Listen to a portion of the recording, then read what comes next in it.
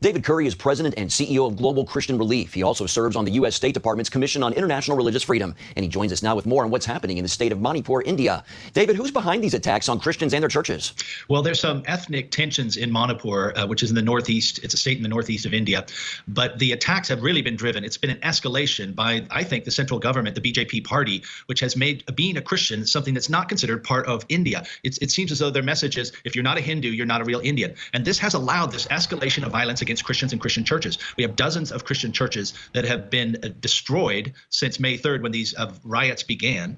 And you have hundreds and thousands of people, I think we're almost up to 9,000 right now, who have been displaced, Christians who have been displaced because of this violence.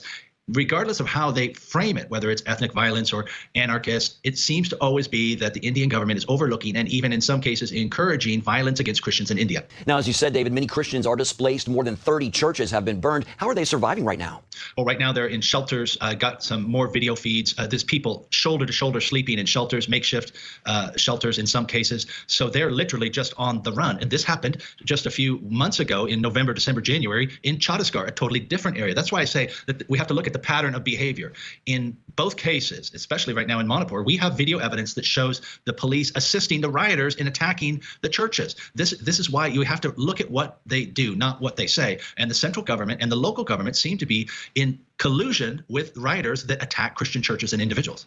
Why is the national government fueling violence against Christians? Well, India is a country that has lots of different languages, lots of different currencies. They've been very pluralistic in many ways. But since 2014, when Prime Minister Modi took over, he's been trying to force a one India vision, one religion, one currency. He's pushing his agenda forward. And that means that Christians and even Muslims have been attacked and pushed out in many cases. Christians are most affected in India right now because of the violence. And there's 65 million Christians there. Many of them are under severe persecution. David, what are you hearing from the Christians there? How is this affecting their faith?